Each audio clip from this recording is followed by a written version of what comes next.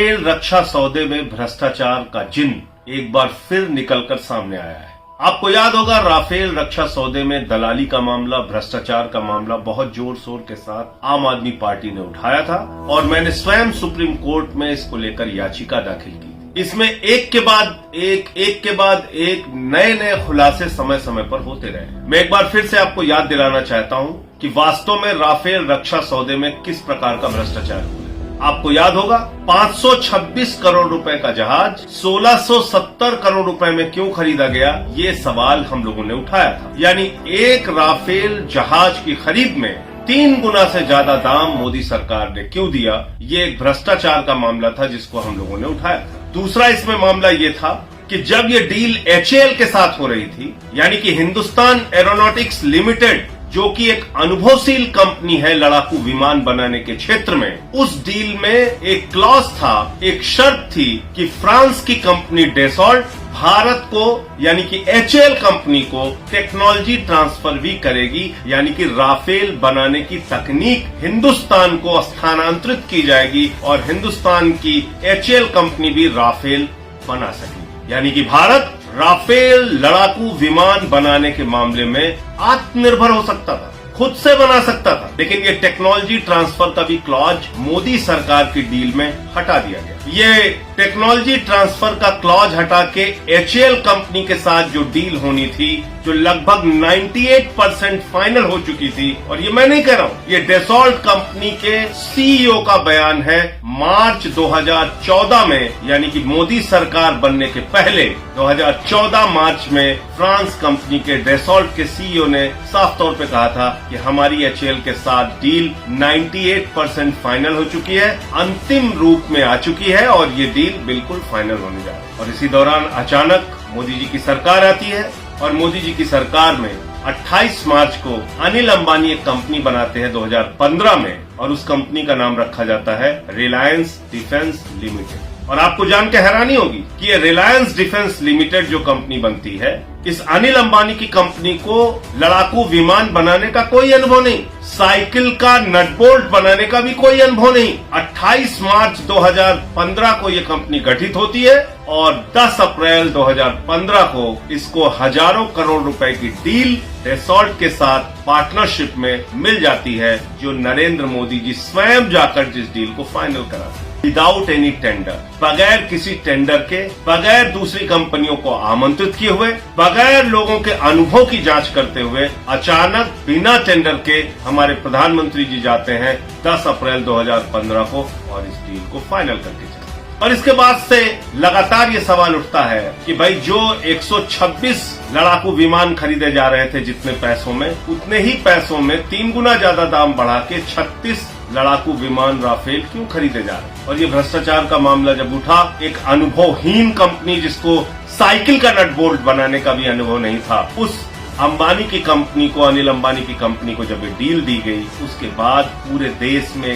हड़कंप मचा। Supreme court हम लोग पहुंचे और सुप्रीम कोर्ट में जाकर जब याचिका दाखिल की, उसमें जो फैसला माननीय सर्वोच्च न्यायालय ने दिया, यानी हमारे तत्कालीन चीफ जस्टिस ऑफ इंडिया मुख्य न्यायाधीश गोगोई साहब ने जो फैसला दिया, उसको आप पढ़ेंगे तो आपको हंसी आएगी। एक हास्यास्पद फैसला, एक सिर पैर का फैसला, एक ऐसा फैसला जिसमें आप देखेंगे तो आपको लगेगा कि एक जिले का नायब तहसीलदार भी वैसा फैसला नहीं देगा जैसा हमारे मुख्य न्यायाधीश ने फैसला दिया। तो क्या फैसला दिया था? उन्होंने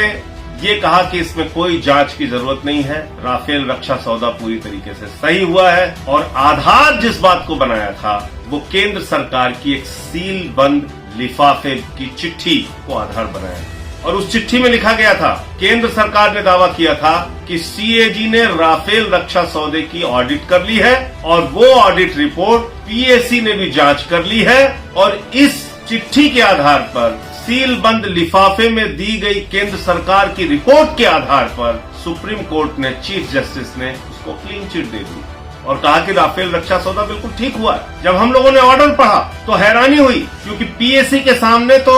कोई रिपोर्ट आई नहीं थी, क्योंकि राफेल रक्षा सौदे की कोई जांच की सीएजी की रिपोर्ट पार्लियामेंट में आई नहीं थी। न पीएसी ने जांच की, न सीएजी की रिपोर्ट आई, और एक गलत तथ्य सुप्रीम कोर्ट के सामने देकर सुप्रीम कोर्ट के मुख्य न्यायाधीश से क्लीन चिट ले ली गई राफेल रक्षा सौदे में, और अपनी पीठ थपथपाने लगी मोदी सरकार। जब हम लोगों ने पुनर्विचार याचिका उसमें दाखिल की तो ये कहा गया कि साहब हमने लिखने में थोड़ा गलती कर दी थी, आपको थोड़ा समझने में गलती हो गई, ग्रामर का मिस्टेक हो गया। हमने ये कहा था, आपने ये समझ लिया, हम तो प्रोसीजर आपको समझा रहे थे कि सीएजी की रिपोर्ट पीएसी के सामने जाती है, आपने समझ लिया कि वो चली गई, उसकी जांच हो गई। ऐसा एक मजाक भरा फैसला सुप्रीम कोर्ट से केंद्र सरकार ने झूठे गलत तथ्य देके, शपथ पत्र देके हासिल किया, जिसको आज तक भारतीय जनता पार्टी के लोग अपनी पीठ थपथपाते हैं और कहते हैं सुप्रीम कोर्ट से क्लीन चिट, सुप्रीम कोर्ट से। अरे सुप्रीम कोर्ट से जो क्लीन चिट तुम्हें मिली वो एक झूठे तथ्य के आधार पे, झूठे बयान के आधार पे, एक गलत बात बोलकर। अब आ जाते हैं इसमें और जो बीच बीच में खुलासे हुए। इसमें एक खुलासा और ये हुआ कि जो उस समय के फ्रांस के राष्ट्रपति थे ओलांद, उनकी एक गर्लफ्रेंड थी जूली, और उस जूली की एक फिल्म बनाने की कंपनी थी। उस फिल्म बनाने की कंपनी में अनिल अंबानी का इन्वेस्टमेंट हुआ। ये खुलासा भी, और ये भी मीडिया पार्ट के जरिए हुआ। बाद में हालांकि जूली ने और सबने उस चीज को डिनाई किया, लेकिन जाहिर सी बात है जिसके ऊपर आरोप लगता है वो ऐसे आरोपों को नकारता है। अभी एक और खुलासा हुआ है, उसको आपको जानना जरूरी है, और वो खुलासा ये हुआ है कि 2012 के दौरान, यानी जब यूपीए सरकार थी, कांग्रेस की सरकार इस देश में थी, उस वक्त सुसेन गुप्ता नाम के एक व्यक्ति को 65 करोड़ रुपए की रिश्वत दी गई राफेल डील कराने। सुसेन गुप्ता कौन व्यक्ति है? सुसेन गुप्ता वही व्यक्ति है जिसका नाम ऑगस्टा वेस्टलैंड की डील में रिश्वत खाने के मामले में आया था और जिसमें उसको जेल हुई। अब ये कमीशन वाली खबर, रिश्वत वाली खबर, राफेल डील में भ्रष्टाचार वाली खबर, मीडिया पार्ट फ्रांस की खोजी पत्रकारिता की एक जो मैगजीन है, जो एक न्यूज एजेंसी है, उसने जब सामने किया तो क्या लिखा, क्या बताया, क्या जानकारी दी कि 2018 अक्टूबर महीने में मॉरिशस के जो अधिकारी हैं उन्होंने इस कमीशन खोरी से संबंधित दस्तावेज, यानी कि सुसेन गुप्ता के रिश्वतखोरी से संबंधित दस्तावेज हिंदुस्तान की सबसे बड़ी जांच एजेंसी सीबीआई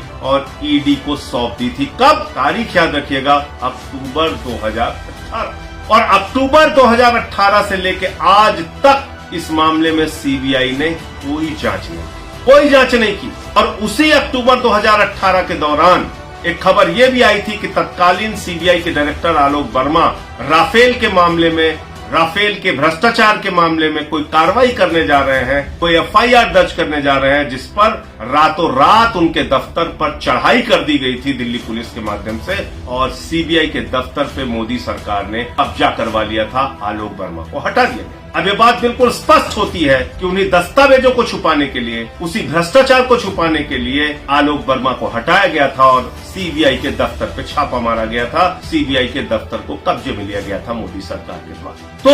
अब जो तथ्य सामने आया है, जब रिश्वतखोरी की बात, आपको तमाम कागजात मिल गए, तमाम प्रमाण मिल गए, 65 करोड़ रुपए की रिश्वत का सुसेन गुप्ता से संबंधित कागजात आपको मॉरिशस के अधिकारियों के द्वारा हिंदुस्तान की सीबीआई और ईडी को मिल गया, उस पर अब तक क्या जांच हुई, क्या कार्रवाई हुई? भ्रष्टाचार के आरोप कांग्रेस पे भी लग गया, भ्रष्टाचार का आरोप बीजेपी पे भी लग गया, मोदी सरकार पे भी लग गया, 3 गुना ज्यादा दाम में राफेल रक्षा विमान खरीदा गया, और एक अनुभवहीन कंपनी एचएएल की जगह एक अनुभवहीन कंपनी रिलायंस डिफेंस लिमिटेड, जो 12 दिन पहले पुरानी बनी हुई कंपनी थी, उसके साथ ये डील कराई गई। इतने सारे प्रमाण मिलने के बावजूद क्या अभी भी कोई शक की गुंजाइश बचती है कि राफेल में भ्रष्टाचार नहीं हुआ, कि रक्षा सौदे में मोदी सरकार ने दलाली नहीं खाई? अभी भी अगर जरा सी भी शर्म बाकी है, इसमें 2 चीजें करने की आवश्यकता है। एक तो माननीय सर्वोच्च न्यायालय के आदेश पर फिर से पुनर्विचार होना चाहिए, और वो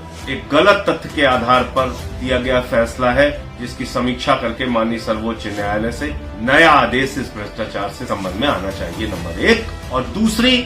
सीबीआई और ईडी की जो चुप्पी रही है तो क्यों रही है, इनके अधिकारियों से भी पूछताछ होनी चाहिए, नंबर 2। और तीसरी, जो डिफेंस मिनिस्ट्री के तमाम क्लॉजेज चेंज किए गए, मोदी सरकार का जो इसमें इन्वॉल्वमेंट है, जो नरेंद्र मोदी जी का स्वयं का इसमें इन्वॉल्वमेंट है, अनिल अंबानी की कंपनी का जो इन्वॉल्वमेंट है, उसकी पूरी की जांच कराकर उन लोगों के ऊपर कार्रवाई होनी चाहिए। नंबर 3, अनिल अंबानी को नागपुर के पास लगभग 290 एकड़ जमीन दी गई है, इसी कंपनी को स्टैब्लिश करने के लिए किस आधार पर दी गई, उसकी भी जांच करानी चाहिए। तमाम ये सच है, तमाम ये तथ्य हैं, तमाम ये जानकारियां हैं जो अब सामने आ चुकी हैं और इसकी जांच के बाद ये बिल्कुल साफ हो गया है कि वास्तव में चौकीदार ही चोर है, मोदी सरकार ने ही भ्रष्टाचार किया है, बेईमानी की है, राफेल रक्षा सौदे में, भारत माता की रक्षा सौदे में दलाली खाई है। जय हिंद।